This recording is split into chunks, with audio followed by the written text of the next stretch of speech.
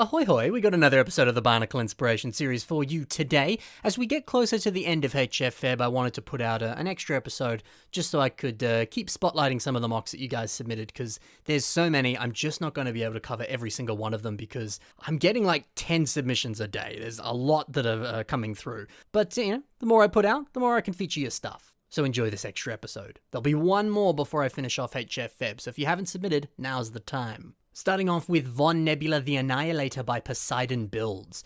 I really enjoy the color scheme for Von Nebula here. You know, since the original was basically entirely black with the most subtle, tiny bits of blue, it's cool to see an introduction of a new color, because not only is that fun, it just makes it more interesting to look at. Sometimes a monotonous color scheme like that, just one color, it can be a little boring. So something like this is a nice spark of intensity that's just really pretty. Now, the trans bright green editions, they don't really fit with the whole like nebula space idea that Von Nebula had going on, but I kind of like that that's the case. To me, this feels like if Von Nebula returned and he's developed new powers, or he's changed up his look a little bit. You know, maybe he's been infected with a computer virus and now he's got like technology manipulation powers, or he's developed poison powers. Whatever it is, this fun new take for the character, I think it works well.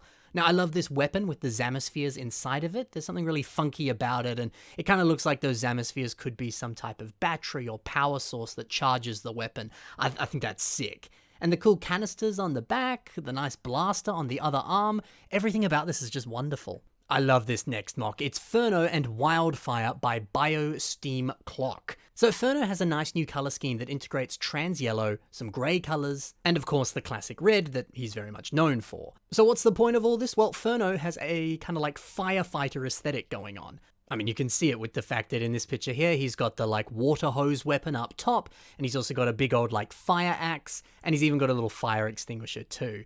I adore this. The aesthetic fits him very, very well, and it's really fun to see a fighter fire vibe being translated into Hero Factory on a Construction character. It's not really something you see every day, but I really like it. We can see some custom armor pieces here. See how on the leg, that armor shell is wrapping around both sides of the leg. That's cool. That'd be awesome if that was actually a real piece, although not really sure how you'd actually attach that onto the bone. It might be a bit difficult to do that, but we can dream, and it's a really cool idea. And then Ferno has to fight this fire-themed villain called Wildfire. Now, the idea of a pyromaniac villain that lights forest fires, that's the perfect concept for a villain. Note, I said perfect concept for a villain. Don't light forest fires, people. We get enough of them in Australia. It's some bad stuff. Now, this mask, it's super creepy. This like grill design over the face, these terrifying looking eyes, and the fire on the top of the head. It's cool. It's a custom mask, of course. This isn't any pre-existing mask, but it looks like something that could have existed on some type of Hero Factory villain. The color scheme here is quite nice. The black and the dark gray, it does look a lot like burnt trees. So, you know, it's fitting in that sense. But yeah, mate, the two of these characters, there's a brilliant hero and villain dynamic. And honestly, like firefighter, you know, heroes fighting fire villains, I just adore that. I'd love to see a whole wave of other Hero Factory sets with that theme in mind. I think it could be really sick. Our next mock is called Aiden, and it was built by Gardax. You gotta love a good standard hero design like this, but my favorite detail, it has to be this weapon here.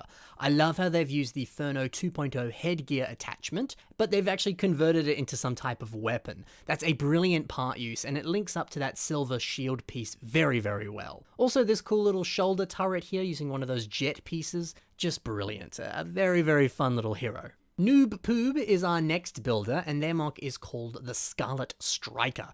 You gotta love a huge towering titan of a hero, and it's great to see that the builder is able to utilize some larger pieces due to the size of this mock. You know, like this upper leg design here uses some of these Nitroblast head pieces. Is the headpiece from this set, in case you forget who Nitroblast is. But yeah, you know, the curvature of this piece, it works wonders on that upper leg design. And the way they've stuffed the face of that mask into that CCBS shell just below it, that's smart. You know, now you have no idea that this is actually a mask, and instead you can just use it for how that piece looks. Get some totally different uses out of it than what it was intended for. That's awesome. The additions to the mask up top, that black little armor that's been strapped onto the sides there, it's a good way to buff out the face a bit and help it sort of feel more in scale with this larger body. Plus, it just looks cool. Also, I love this little teeny tiny hero core there on the top of the torso. It's cute. Big dude, but a small hero core. Otherwise, there's some awesome shaping on the torso. This is just a really impressive build. Beast by Milo is our next build today. Now, I love seeing the use of some of these trans neon green sword pieces on the head design. These, of course, appeared on the Cyberpunk or like Techno Ninjago sets, because they were a part of a like kind of larger family of pieces. You got it in pretty much every set that came out in that wave. It was cool. But yeah, the look of them and the color of these pieces, I think they pair very nicely with Black Phantom's mask. We've also got ourselves a lovely little base that this mock is standing on, and it's also great to see them with a nice little necklace wrapped around their neck. I always enjoy seeing like jewelry or other types of necklaces or bracelets or rings or whatever, that kind of stuff on Bionicle or Hero Factory mocks. It's always a fun little addition. A very imposing villain character here, this is awesome. Moving over to a Cor Hunter revamp by Agalos. A lot of great stuff going on here. We've got a gigantic Cor Hunter mock. Seeing him scaled up like this, that's very impressive. I mean, the mask alone is awesome. They've captured the look of the original mask perfectly, but they've managed to blow it up and make it huge. It's not an easy thing to do, and to do so well. The other impressive thing on this mock is how Technic heavy it is. There's a few CCBS pieces here and there, but a good amount of this is using Technic panels and Technic lift arms, all sorts of Technic pieces. Pieces that you could still buy today in Technic sets that are on store shelves right now. This mock is a really good testament to the power of Technic pieces and, using them in your Bionicle mocks or your Hero Factory mocks, because those pieces pair so nicely with the aesthetic of both of those pieces. And if you're sitting there and you're like, man, I wish I could buy some cheap pieces to build some Bionicle stuff, go buy a Technic set. Those pieces are perfect. You can get some awesome shaping and just recreate wonderful humanoid designs with these pieces. So we can see that right here. It's sick. Something else that's sick is this giant blaster weapon strapped onto the back. Looks so cool, doesn't it? Especially at this size. And a unexpected detail, but one that's kind of cool. If we remove Cor Hunter's head, underneath there is a little dude with a mustache. It's a hilarious and certainly a different take on Cor Hunter, but I can get behind it. It's fun. Skelly by Almost Human is the next mock that we'll be discussing, and it's great to see some spring green pieces like this skull spider mask and those CCBS shells on a Hero Factory character, because it's a color that just isn't that common, especially with CCBS pieces, and it's pretty rare to see it on construction mocks. And when you combine it with some of this beautiful trans neon green and some black, it makes for a wonderful color combination, and one that's pretty good for a villain as well. You couple that with the nice claw design on one hand and the blaster on the other. This is brilliant. It's a very fun little villain design. And finally, Moko has made this awesome mock, and it's called Police Power Armor.